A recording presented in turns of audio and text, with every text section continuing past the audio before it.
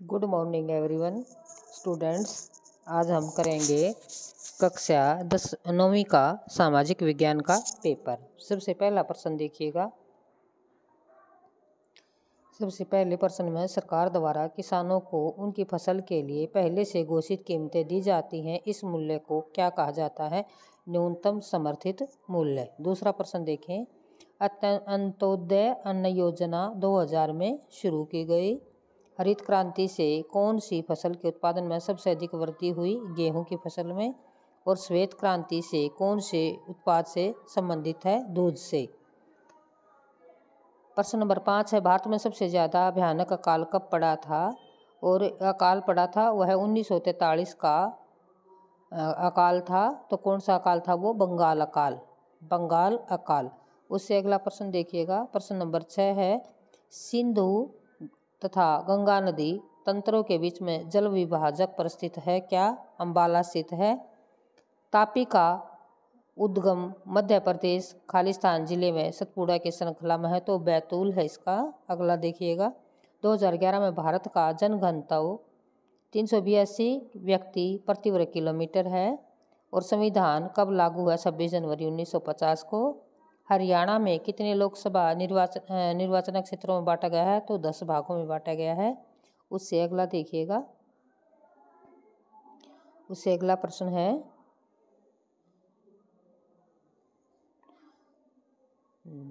11वां, उम्मीदवार का नामांकन हेतु न्यूनतम आयु कितने वर्ष की होती है? देखो भाई, उम्मीदवार दो तरह के होते हैं, तो यहाँ पर ये दोनों ऑप्शन आएंगे। इसने क्लियर नहीं किया है कि कौन से उम्मीदवार की भी जो इलेक्शन में चुनाव के लिए उठते हैं, तो उनकी क्लियर नहीं करा कि भी कौन से उम्मीदवार, इसलिए दोनों ऑप्शन सही। बच्चा जिस पे भी लगाएगा उसी को राइट माना जाएगा। 18 और 25 दोनों राइट हैं। इनमें से कौन सा मौलिक अधिकारों के प्रयोग का उदाहरण नहीं है?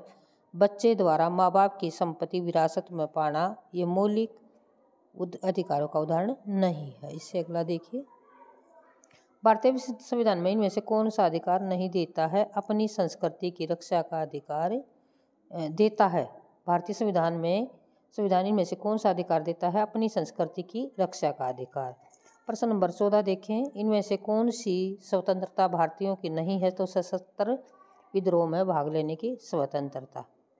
आर्य समाज की स्थापना किसने की? स्वामी दयानंद सरस्वती ने। कूका या नामधारी आंदोलन वास्तव में धर्म सुधार आंदोलन था। असहयोग आंदोलन कब शुरू हुआ? 1920 में।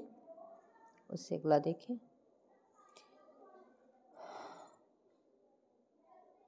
मोपला धर्म, मोपला जाति किस धर्म से संबंधित है? तो ये मुस्लिम धर्म से संबंधित है। नेताजी सुभाष चंद्र बोस ने अपना गुरु किसे माना था? तो इनके दो गुरु थे, एक आध्यात्मिक गुरु था और एक इनका जो है शैक्षिक गुरु था। तो विवेकानंद और देश बंधु चित्तरंजन दास जो है, इनके देश बंधु चित्तरंजन दास और विवेकानंद दोनों ही इनके गुरु थे। तो यहाँ पर इन्होंने मेंशन नहीं किया है कि कौन सा राइट है। तो हम अगर दोनों पर बच्चा राइट करेगा तो हम दोनों को राइट मानेंगे। चौधरी छोटूराम को कौन सा नाम नहीं दिया गया? तो उनको शेरे पंजाब नाम नहीं दिया गया था। अगला देखिए।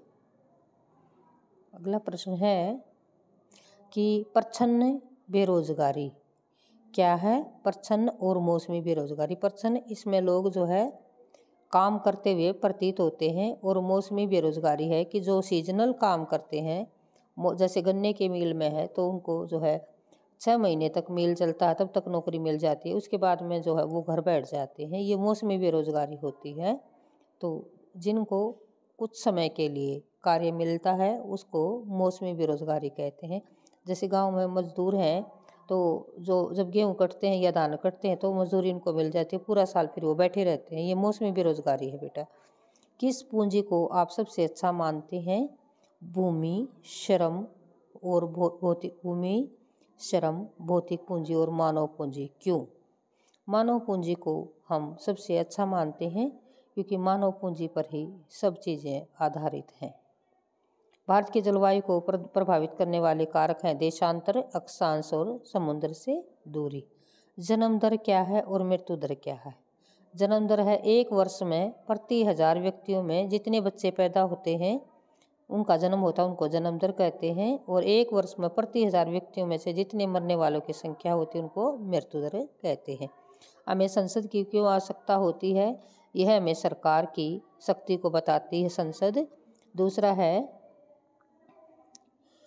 है कि यह सरकार के भाग कार्यपालिका, न्यायपालिका व विधानपालिका के बारे में भी बताती है। अगला प्रश्न है, नागरिकों को किस किस मुद्दे पर जमा होने, बैठक करने और प्रदर्शन करने और जुलूस निकालने का अधिकार है?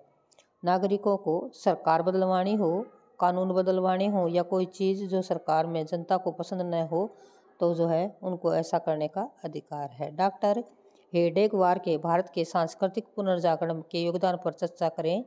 उन्होंने भारतीयों में स्वतंत्रता के प्रति जागृति पैदा की थी डॉक्टर हेडेगवार ने, तो ये उनका योगदान था।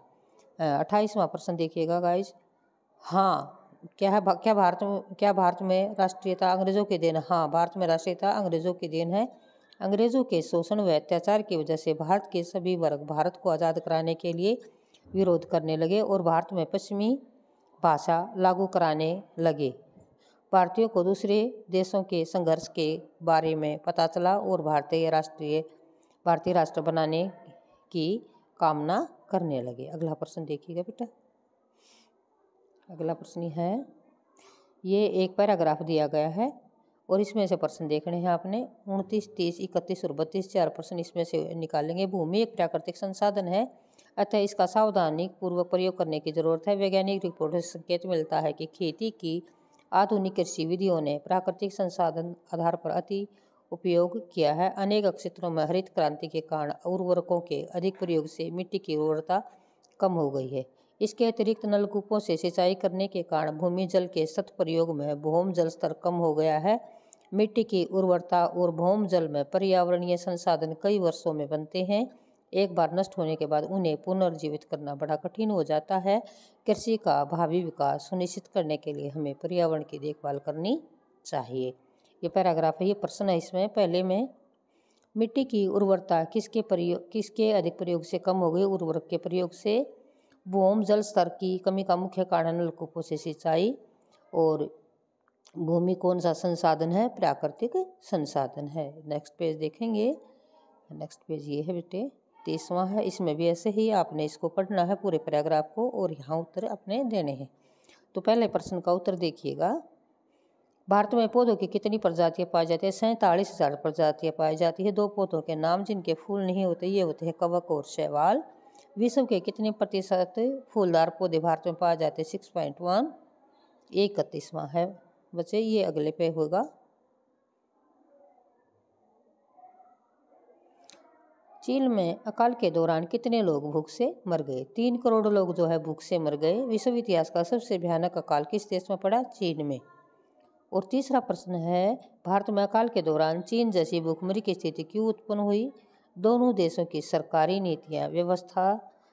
नीतियों में व्यवस्था न होने पर भूखमरी जैसी स्थिति पैदा हो गई। फिर ये 32वां आ गया है बेटे, इसको आपने खुद पढ़ना है, ये आंसर करा दिए गए हैं। ये देखिएगा, किस नेता को शेरे पंजाब की उपाधि दी गई? लाला लाजपत राय को। लाला लाजपत राय द्वारा प्रकाशित 2 प्रकाशनों के नाम वंदे मातरम और द पीपल। तीसरा है, लाला लाजपत राय ने किस आंदोलन में महत्वपूर्ण भूमिका निभाई? होम रूल लीग आंदोलन में लाला लाजपत राय ने सही भूमिका निभाई। इससे अगला पेज देखिएगा। बफर स्टॉक क्या है? सरकार बफर स्टॉक क्यों बनाती है? सरकार बफर स्टॉक इसलिए बनाती है कि जब किसी राज्य में भूखमरी या कोई अन्य महामारी आ जाए तो लोगों को खाना दे सके। भारत के पूर्वी घाट और पश्चिमी घाट में क्या अंतर है? पूर्वी घाट पूर्वी सिरे पर स्थित है, पश्चिमी घाट पश्चिमी सिरे पर स्थित है। यह सतत नहीं है, यह सतत है। इसकी औसत ऊंचाई 600 किलोमीटर है। इसकी औसत ऊंचाई 900 से 1800 किलोमीटर है। अगला देखो, प्रधानमंत्री मंत्रिपरिषद के सदस्यों का चयन कर। प्रधानमंत्री के 3 मुख्य कार्य हैं। प्रधानमंत्री मंत्रिपरिषद के सदस्यों का चयन करता है, वह मंत्री के विभागों का आवंटन करता है। 36वां प्रश्न देखिएगा, भारत छोड़ो आंदोलन की उत्पत्ति और प्रसार की व्याख्या करो। बच्चों ये खुद करना है आपने। ये 37वां प्रश्न देखें, भारत की स्थिति एवं आकार की व्याख्या कीजिए और उन देशों के नाम बताइए जो क्षेत्रफल में भारत से बड़े हैं। ये स्थिति हमने बता दी। भारत का क्षेत्र 32.8 किलोमीटर और 32.8 और रूस, कनाडा, चीन, अमेरिका और ब्राज़ील जो है ये वो देश हैं जो भारत से बड़े हैं। हमें संविधान की क्यों जरूरत है? देश में एकता और अखंडता बनाए के रखने के लिए, लोगों में समानता का अधिकार बनाए रखने के लिए। और भारत के विभाजन के 5 मुख्य कारण क्या हैं? मुस्लिम लीग की स्थापना, सांप्रदायिकता, जातिवाद और भी बहुत सारे कारण हमारे बने थे इसके। और ये है लास्ट प्रश्न। दिए गए भारत में रूपरेखा मानचित्र पर निम्नलिखित स्थानों को दर्शाना है हमने। ये जो मुलिकट झील है ये भी इसमें है और ये बांदीपुर है ये यहाँ पर है, ये सब राइट कर दिया है हमने, इसको देख लेना है गाइस अपने। जलियांवाला बाग अमृतसर में है। सेलुलर जेल जो है ये अंडमान निकोबार में है। सारिस्का वन्य प्राणी अभ्यारण्य ये राजस्थान में और ये कर्नाटक में है। और ये जो है पुलिकेट झील ये हप्टन में है। ठीक है जी, ये पेपर जो है बच्चों आपका समाप्त होता है इसी के साथ। Good bye.